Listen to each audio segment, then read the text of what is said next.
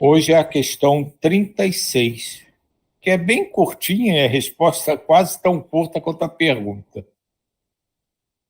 O vácuo absoluto existe em alguma parte no espaço universal? Não, não há vácuo. O que te parece vazio está ocupado por matéria que te escapa aos sentidos, aos instrumentos. É aquela que ele vem falando da matéria, né? Que tudo vem, todo tipo, qualquer matéria que a gente possa imaginar ou não imaginar, vem da mesma origem, né, do fluido universal que vem de Deus, que é até em algumas crenças, né, é conhecido como hálito divino. Então, aquela história, né, que a física diz que o vácuo é o nada, é existência total, existência não, é a inexistência total de qualquer coisa, o vazio absoluto. Conforme os espíritos estão falando para a gente, isso de fato não existe.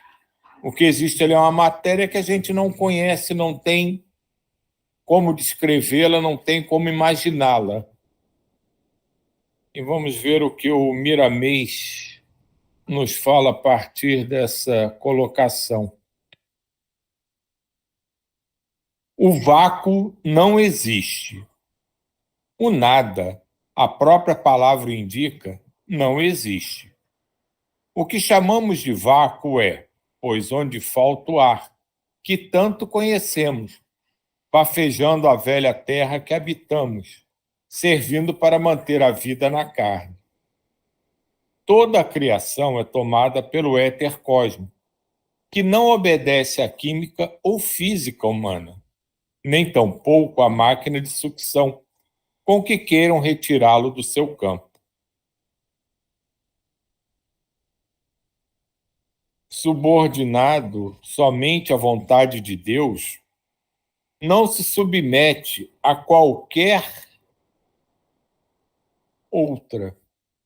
E se pudéssemos retirá-lo do ambiente em que vibra, certamente alguém perguntaria: o que ficaria depois disso? É segredo de Deus, ainda não desvendável, que não iria em nada melhorar os homens, se estes pudessem conhecê-lo. Conhecerás gradativamente, essa é a lei da evolução, que nos cabe respeitar e agradecer a Deus. Essa impetuosidade do ser humano de querer saber o que lhe escapa aos sentidos é comum na faixa evolutiva em que se encontra a humanidade. As necessidades de conhecimento exato daquilo de que se precisa são esquecidas, talvez por conveniência, levando a conhecer a si mesmo, estudar suas próprias reações diante dos conhecimentos, livrar-se da persistência em coisas em que não se deverá insistir e do condicionamento de ideias inferiores.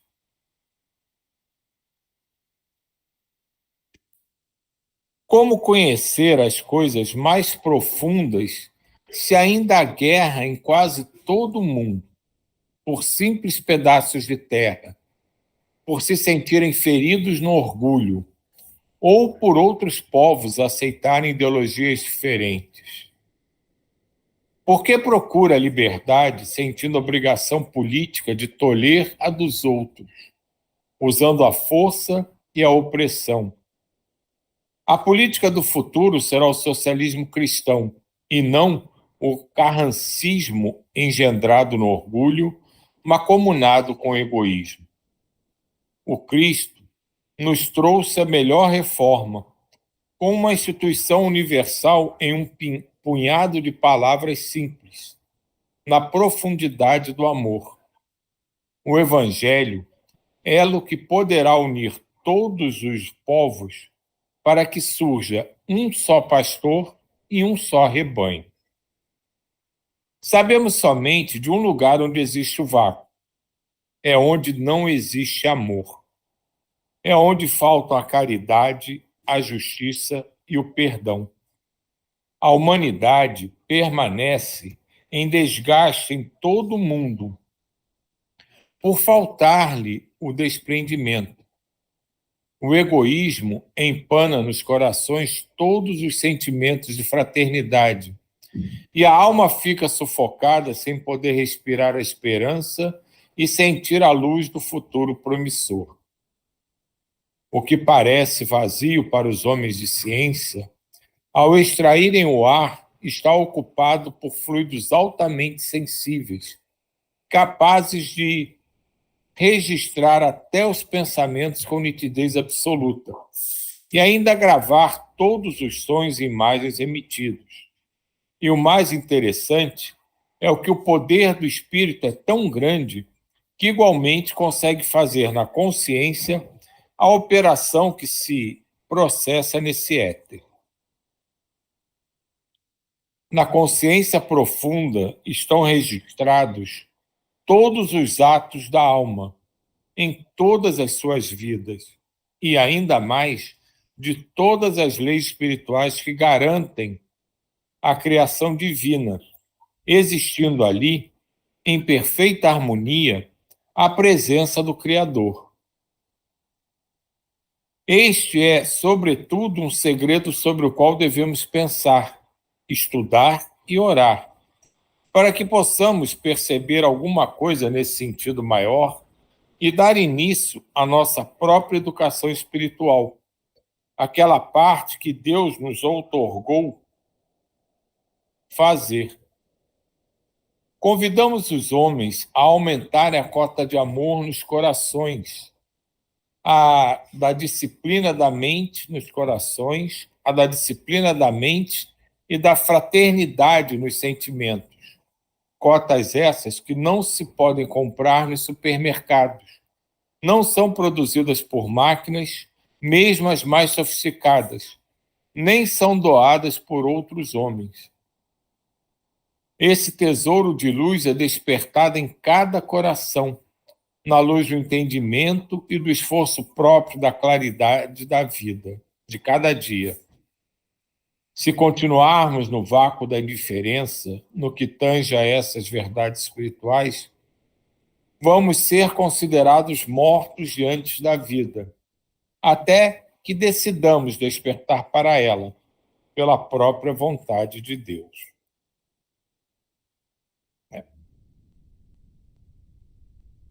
Eu achei muito interessante nesse texto aqui, né, que eu vou ressaltar, é esse pedaço aqui: na consciência profunda estão registrados todos os atos da nossa alma, de todas as nossas vidas, né? E ainda todas as leis espirituais que garantem a criação divina, existindo ali em perfeita harmonia a presença do Criador. Quer dizer, ele fala da nossa bagagem, né? Que está tudo ali. A gente é criado com toda a nossa bagagem, né? Mas a gente não tem acesso livre a ela. E, mais uma vez, o Miramês nos lembra, né, dessa condição afoita do ser humano, da humanidade aqui na Terra, né? Que tudo quer explicar, que tudo quer saber, que tudo quer os pormenores, que tudo quer entender. E isso me lembra aquela frase, né, popular, né, há mais coisas entre o céu e a terra do que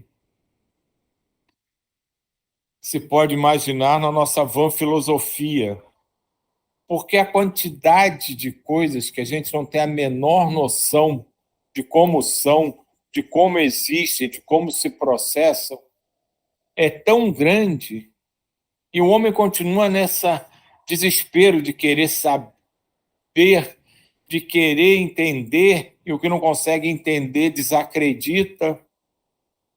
E ele fala no texto: tudo vem a seu tempo. Não adianta você se afobar, querer correr para chegar primeiro. Você vai chegar no tempo que tiver que chegar. E ele não vai...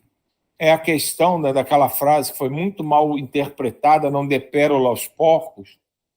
Não é que você vai negar um ensinamento a ninguém, é que determinados ensinamentos não podem ser transmitidos porque não, as pessoas que vão recebê-lo não têm qualquer condição de assimilar aquilo. E muito acontece disso conosco.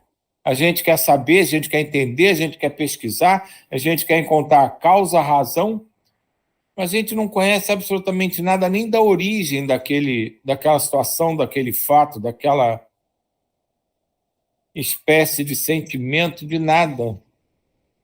Mas a gente quer afoitamente aprender, decidir e nos tornarmos mais sábios. São muitos os segredos no universo, imensos segredos no universo, que só com o tempo a gente vai desenvolver capacidade de ter contato com eles. Diga, Jair. Pegando esse gancho aí, que ele fala que a gente tem que se voltar para nós mesmos, que é o universo, o nosso universo interior, né, da nossa consciência profunda, do nosso eu. Só a título de esclarecimento, que hoje em dia eu tenho esse conhecimento, tá? Esse conhecimento de memórias, de guardar. Por exemplo, o HD da nossa vida é uma coisa fantástica, porque, como ele fala aqui, ó, a consciência profunda estão registrados todos os atos da alma, como você acabou de ler, de toda a sua vida. O que é isso? Sabe o que é isso? É tal a visão que vocês estão vendo aqui a seu redor. Passa os olhos na sua sala, onde que você esteja, isso, até nisso fica registrado. A luz, a claridade da luz, os objetos onde estão, as sombras desse objeto, tudo, cara.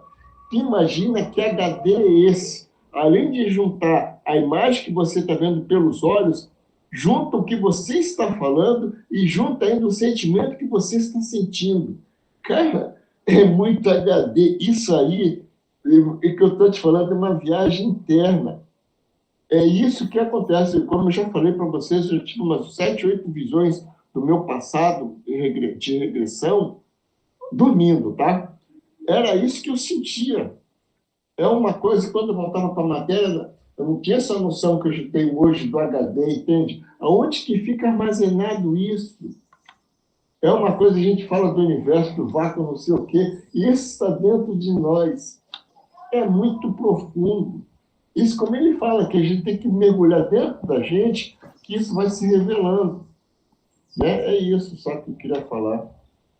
E essa lembrança que você fez realmente é isso, né? Porque a gente acha que vai aprender com o externo, né? São as coisas que a gente vai vivenciar, vai ver, mas, de fato, como ele diz aqui, esse conhecimento já está tudo lá, a gente tem que se interiorizar e acessar, como você disse, os nossos HDs, né? Que ele fala, de todas as suas vidas e as leis espirituais, está tudo ali armazenado, acredito que na essência da essência do espírito de cada um. E as coisas que a gente experimenta no mundo, né, que a gente vê, que tem contato, talvez, né, aí é uma ideação minha, né, seja apenas para despertar a lembrança. Espera aí, isso aí está em algum lugar, eu já vi isso em algum lugar, para a gente voltar para dentro de si, para reconhecer aquilo que está sendo mostrado, né, que de fato já estava lá, aquele conhecimento, aquela experiência, a gente só precisa ter o acesso a ela. Agora, Diga. ele fala que essa impetuosidade do ser humano em querer saber o que lhe escapa aos sentidos é comum, porque isso é uma vontade de Deus. Essa impetuosidade de gente querer desconhecer, que leva esse descobrimento no nosso interior, só que foi desvirtuado, nós desvirtuamos. Em vez de procurar esse desenvolvimento interior, a gente procura o exterior. Vou dar outro exemplo que é fantástico. Eu estava vendo uma entrevista com aquele astronauta brasileiro, e ele falou uma coisa com muita propriedade. Ele falou que o corpo do ser humano não foi programado, não foi projetado para viver no universo. Ponto. Como que você, fruto de uma seleção de bilhões de anos, foi programada para viver sob essas condições de temperatura e pressão da Terra. Você vai querer viver na Lua, você não vai conseguir. Você vai ter problemas de formação dos ossos, que o osso se forma pela gravidade, e um monte de doenças colaterais que vão surgir. E aí, o que acontece? Isso tudo que eu estou te falando aqui é justamente isso, é tudo fruto da vontade de Deus. Essa impetuosidade ainda é necessária. E ele fala que a gente não tem esse conhecimento, as necessidades de conhecimento daquilo que não precisa ainda, a gente não está nessa fase. É só isso que eu queria falar.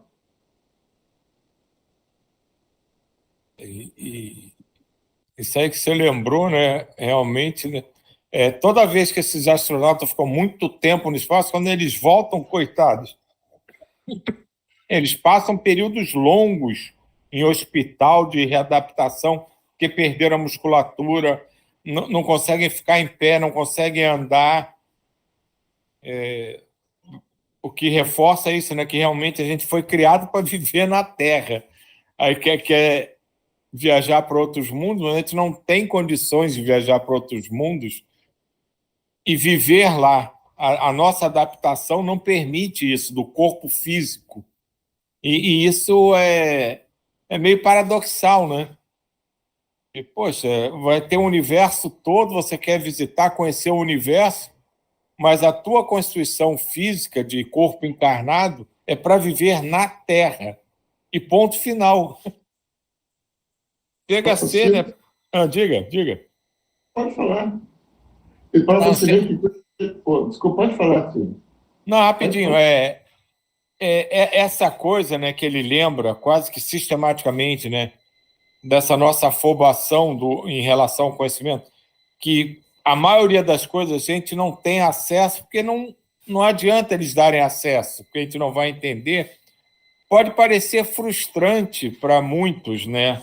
Pô, isso é uma frustração, não adianta eu estudar eles não vão me dizer o que é, não adianta eu perguntar, não adianta eu tentar pesquisar, que eu não vou chegar a conclusão nenhuma em relação a isso, de fato.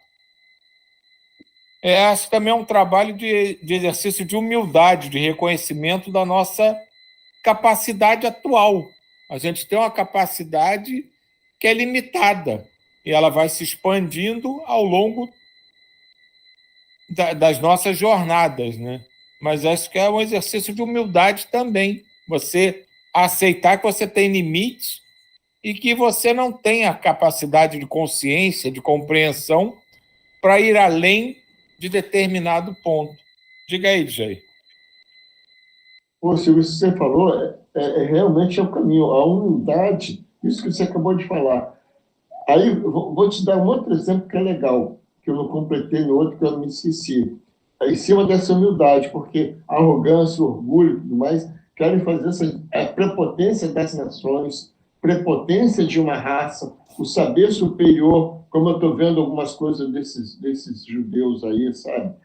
Muita coisa é o fim de um ciclo. Mas o que eu quero falar é uma coisa interessante. Você, da sua casa, deitado na sua cama, você pode fazer viagem astral, consciente que será dado isso para a gente no futuro, esse trabalho que nós estamos fazendo de formiguinha dentro de nós mesmos, todo dia, terá um fruto no futuro. E alguma encarnação, eu falei da diva na terceira encarnação dela, alguma encarnação nossa, nós iremos deitar na nossa cama, iremos fazer viagens interplanetárias, vendo, sentindo e observando tudo como se fosse lá. Só que com uma tremenda vantagem. Nosso corpo só sentirá alegria, prazer, satisfação, amor, tudo. Porque você na Terra, você não vai conseguir fazer isso. É tudo fruto de arrogância de países, de prepotência para subjugar o seu... Ele fala aqui nesse texto ele fala que ele utiliza a ciência para subjugar os povos através do orgulho. Mas você vai ter isso. Isso será revelado de acordo com a vontade de Deus e de acordo com o nosso merecimento. Eu sei que eu participo de viagem astral, já contei um caso para vocês, que uma vez eu tive a presença de um espírito era de tanta luz, que eu vi com os olhos da matéria, assim, o que ele me mostrou, olhos da matéria, olhos do espírito. Eu não sei se ele se incorporou em mim ou se ele só se aproximou de mim. Cara, o universo se abriu na minha frente, Silvio. Eu sentado nessa mesma cadeira que eu estou aqui conversando com vocês. Isso vai acontecer com a gente. Então, essa coisa de pegar uma nave, botar aqueles equipamentos todos, tudo isso é vontade de Deus para o nosso desenvolvimento material, para o nosso conforto material. Mas se nós voltarmos para a nossa evolução espiritual, conforto espiritual, que queiram falar, nós iremos ter tudo isso. Isso tudo será uma realidade. Para alguns já é alguma realidade, porque eu não faço isso porque eu quero. Vem para mim, tá? Então, seria legal a gente chegar assim, sentar na cadeira e vou fazer como devem fazer os gurus e os yogis, os grandes yogis, devem fazer isso. Ele senta e o corpo dele vai para o espaço, fica vendo tudo. E você vê com o conhecimento do saber, é mais profundo ainda. É isso que eu queria falar. Agora sou eu que vou dizer, pegando o teu gancho, né, o que ele fala aqui, né, essa impetuosidade do ser humano em querer saber as coisas é comum na faixa evolutiva, né? E essas necessidades de conhecimento do que realmente precisa, que é a interiorização, é esquecida por conveniência. E a conveniência que ele fala aqui é a adaptação às prerrogativas e necessidades da Terra. Mais acima ele fala essa coisa que você lembrou aí dos países, né? Que a pessoa quer conhecer Deus, quer conhecer o vácuo, quer conhecer isso, quer conhecer aquilo, mas continua brigando por ninharia, né? Os povos entram em guerra por ninharia diante do universo. E se preocupam em esclarecer assuntos tão elevados, mas não se voltam para si. Que talvez por conveniência levando a conhecer-se a si mesmo, estudar suas próprias razões diante dos acontecimentos, livrar-se da persistência em coisas em que não se deverá insistir e do condicionamento de ideias inferiores. Esse ainda é o ponto que a humanidade está. Ela é muito ainda voltada para si no sentido de objetivos da Terra, da encarnação. E não está, a humanidade ainda não está, de forma geral, voltada para uma conscientização mais astral, mais espiritual, mais divina. E mesmo quando se foca em querer resolver questões desse nível, é para a utilização, conhecimento de terreno, não é para a expansão do ser, da conscientização de um grupo. É quase para ego e vaidade, dizer que eu descobri isso, eu sei a explicação do vácuo, eu sei dizer aonde se encontra a alma. É por vaidade, é por ego, é para dizer que ele é o descobridor daquilo. Não visa expandir o conhecimento e a consciência da humanidade. Então, acho muito importante essa parte do texto que ele fala disso, que a gente se preocupa com tanta coisa, quando, na verdade, deveria se preocupar com o que está dentro de cada um, de como a gente vê aquilo, de como aquele reage às situações, como a gente se porta nessa jornada, que isso é que vai fazer a mudança. Quando cada um começar a mudar a forma de encarar e de se colocar diante das situações, das experiências do mundo, que vai gerar uma reação em cadeia e vai mudando a vibração, o sentimento, a sintonia, e o mundo vai mudando. Esse é o processo pela qual a Terra vai começando a passar. Então, grupos como o nosso, que está começando esse trabalho, irão se expandindo, não necessariamente a partir de um grupo em si, mas ideias disseminadas, como pulverizadas, e outros grupos vão começar a questionar e trabalhar da mesma forma.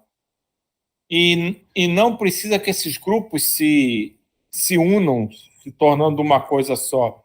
As ideias que vão se unir, são as vibrações e as sintonias que vão fazer a rede de proteção e mudança em volta da Terra.